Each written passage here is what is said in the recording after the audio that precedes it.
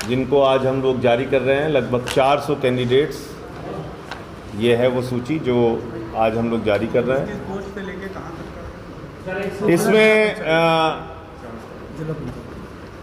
कई जिलों के पश्चिम, पूर्वांचल, अवध, बुंदेलखंड, रोहेलखंड, हर क्षेत्र से प्रत्याशी हैं। लगभग सभी जिलों से प्रत्याशी हैं। पूरे उत्तर प्रदेश से है ना, हर जगह से। उत्तर प्रदेश के लगभग सभी जिलों से ये 400 प्रत्याशी हैं।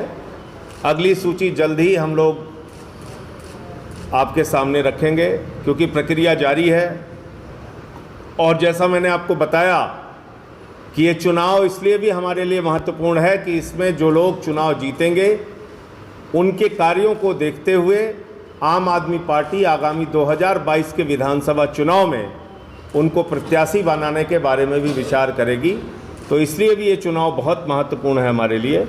और इसमें दिल्ली का जो हमारा फ्री बिजली, फ्री पानी, फ्री चिकित्सा, फ्री शिक्षा, 3 गुना से ज़्यादा विधवा, वृद्धा, दिव्यांग पेंशन, महिलाओं की सुरक्षा, सीसीटीवी कैमरा और ये जो तमाम योजनाएं हैं, उस मॉडल की चर्चा हम गांव-गांव में करेंगे। हमारे प्रत्याशी गांव-गांव में करेंगे। 3000 से ज़्यादा व्हीकल चलेंगी, वैन चलेगी 3000 से ज़्यादा। हर प्रत्याशी कम से कम एक वैन बना के पूरे अपने क्षेत्र में प्रचार करेगा। इसके साथ ही साथ पर्चा, poster, hoarding, door to door, घर घर जाके लोगों के नंबर लेना, ये सारा कुछ भी हम लोग करेंगे। और मुझे पूरी उम्मीद है कि 3000 कैंडिडेट्स जो हमारे चुनाव लड़ेंगे उसमें बहुत अच्छा प्रदर्शन हम लोग करेंगे और अच्छी खासी सीटें उत्तर प्रदेश की जनता पूरब से पश्चिम तक, उत्तर से दक्षिण तक पूरे उत्तर प्रदेश में हमें जिता कर भेजेंगे। आप लोगों के कोई सवाल हो तो आप पूछ सकते हैं। 2 सवाल हैं मेरे। पहला सवाल तो ये कि आप चूँकि इस पंचायत चुनाव के जरिए विधानसभा की भी तैयारी कर रहे हैं, तो क्या आम आदमी पार्टी आगामी विधानसभा ज़्यादा दूर नहीं रह गया है, तो अपना कोई चेहरा मुख्यमंत्री के तौर पे प्रस्तुत करने की तैयारी में है या करेगी? देखिए, वो अभी हमारे लिए बिल्कुल महत्वपूर्ण नहीं है। हमारे लिए महत्वपूर्ण है, हमने उत्तर प्रदेश के मुद्दों को, जनता के मुद्दों को राजनीति के केंद्र में लाने का प्रयास किया और सफल हुए हैं। पिछले 1 साल से हम इस काम में सफल हुए हैं कि जनता की ज़िंदगी के बुनियादी मुद्दे राजनीति के केंद्र में हम लेकर आए। वो चाहे शिक्षा का मुद्दा था, वो चाहे बिजली का मुद्दा था, वो चाहे स्मार्ट मीटर का मुद्दा था, वो चाहे अपराधीकरण का मुद्दा था, वो चाहे हाथरस कांड था, वो चाहे बिकरू कांड था, वो चाहे नृपेंद्र मिश्रा की जो हत्या का मामला था, पूर्व विधायक की। इतनी घटनाएं आप उठाकर देख लीजिए। हमने उत्तर प्रदेश के मुद्दों को राजनीति के केंद्र में लाने का प्रयास किया और अब ये चुनाव हमारे लिए 2022 की दिशा तय करेगा। इसलिए ये महत्वपूर्ण नहीं है कि कौन चेहरा होगा नहीं होगा। हमारी पूरी कोशिश है कि हम अपने मुद्दों को प्राथमिकता दें और अपने संगठन को कैसे मजबूत बनाएं। देखिए, ऐसा है कि इस समय जो सबसे बड़ा मुद्दा है वो किसानों का है। पिछले 105 दिनों से हिंदुस्तान का किसान सड़कों पर बैठा है।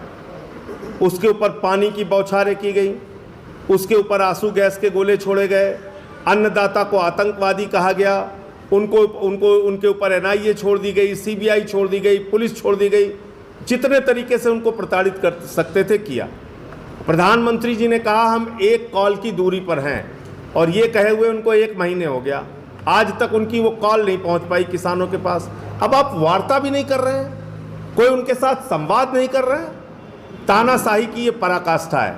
तो मैं आम आदमी पार्टी की ओर से इतना कहना चाहता हूं कि संसद में अभी जो सत्र चल रहा है, इस दौरान भी हम लोगों ने बराबर संसद को किसानों के मुद्दे पर बाधित किया और वहाँ पे किसानों का सवाल उठाया। महंगाई का सवाल आपने पूछा।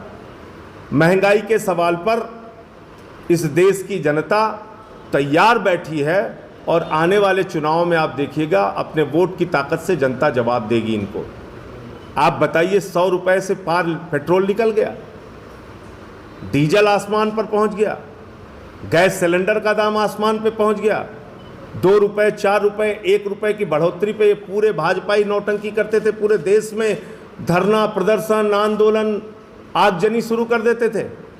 और आज पेट्रोल और डीजल में आग लगी हुई है, गैस सिलेंडर के दाम में आग लगी हुई है, तो ये चुपचाप बैठे हुए हैं।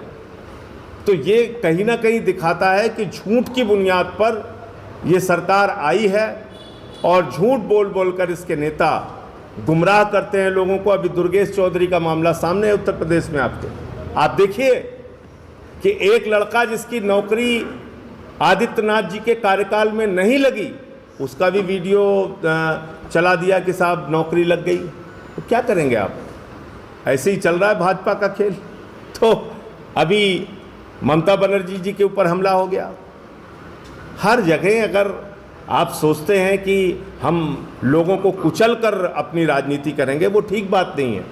तो सबसे पहले तो किसानों के मुद्दे का और महंगाई के मुद्दे का केंद्र सरकार को कोई एक ठोस समाधान खोजना चाहिए, ऐसी आम आदमी पार्टी की मांग है।